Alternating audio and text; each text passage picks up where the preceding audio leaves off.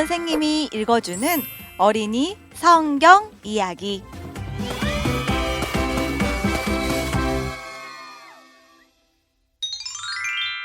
(71번) 이야기.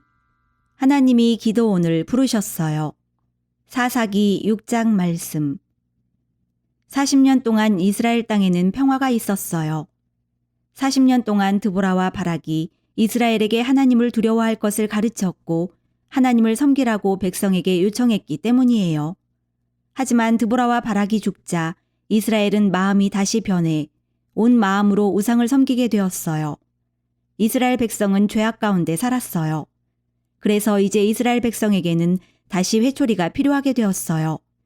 이번에 하나님이 이스라엘을 때리신 방법은 사납고 거칠며 다른 민족들의 땅에 살기를 좋아하는 미디안 사람들을 보내신 것이었어요. 미디안 사람들은 7년 동안이나 이스라엘 땅을 휩쓸고 다녔어요. 7년은 긴 시간은 아니었지만 끔찍한 시간이었어요. 미디안 사람들은 강도 떼처럼 행동했지요.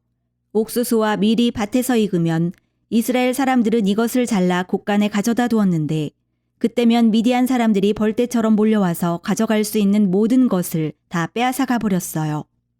심지어 짐승들까지도요. 가져갈 수 없는 건 불태워버렸지요.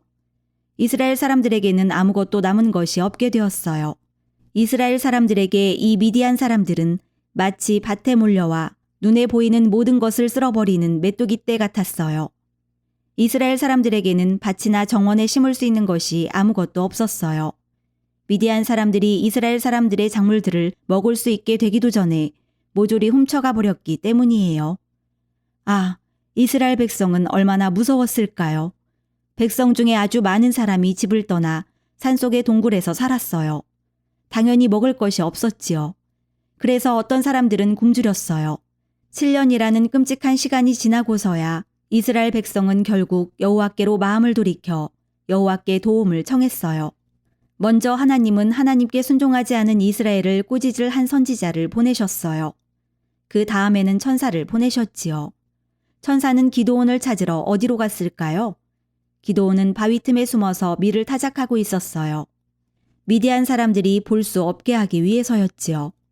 그때 천사가 나타나 기드온에게 말했어요. 여호와가 너와 함께 계신다. 큰 용사여. 용사라는 말은 아주 용기 있는 사람이라는 뜻이에요. 기드온은 자기가 힘세고 용감한 사람이라고 생각하지 않았어요.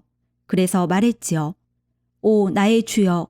여호와가 우리와 함께 계시면 왜 우리에게 이 모든 일이 일어났습니까? 우리 조상들이 우리에게 말해주었던 그 모든 기적은 다 어디에 있습니까? 하지만 천사는 그저 기드온에게 하나님이 부르셨으니 가서 이스라엘을 구하라고만 말했어요. 불쌍한 기드온은 왜 여호와가 자기를 원하셨는지 여전히 이해할 수가 없었어요. 기드온은 자기 자신에 대해서는 많이 생각해 보지 않았지요. 그래서 말했어요.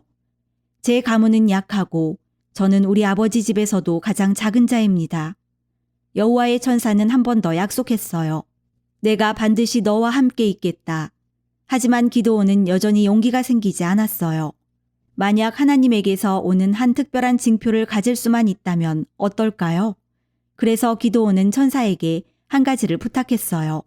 기드온은 잽싸게 달려가서 빵과 고기 조금을 가져와 바위 위에 놓았어요. 그것은 하나님께 드리는 제사였어요. 천사는 기드온이 제물로 드린 음식들에 지팡이를 갖다 댔어요. 그러자 바위에서 불이 나와 그 제물들을 불태워버렸어요. 그리고 천사는 사라졌지요. 기드온은 하나님이 기드온의 제물을 위해 불을 보내셔서 그렇게 되었다는 것을 알게 되었어요. 기드온은 거기에 하나님을 위한 제단을 쌓았어요. 그리고 그 제단에 적합한 여호와 샬롬이라는 이름을 붙여주었지요. 여호와 샬롬은 여호와는 평화이시다 라는 뜻이에요. 이제 기드온이 일을 시작할 때가 되었어요. 이스라엘 온 땅에는 우상신 바알을 위한 제단들이 있었어요. 심지어 기드온의 아버지 집 마당에도 바알을 위한 제단이 있었지요.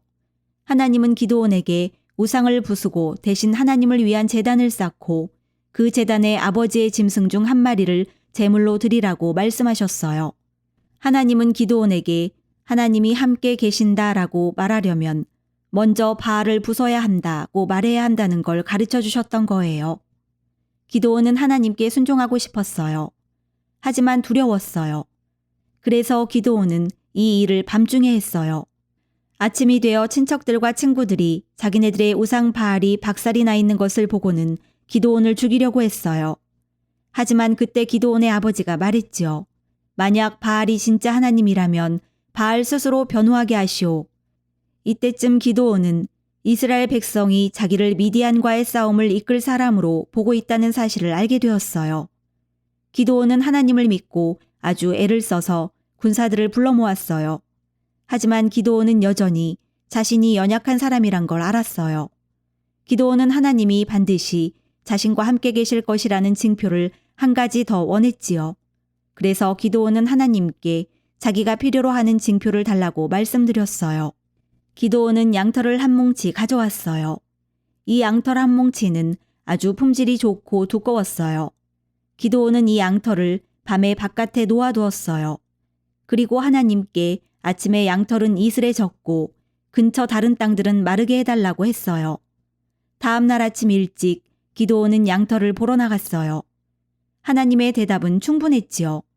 기드온은 양털을 짜서 그릇에 물을 가득히 받을 수 있었어요.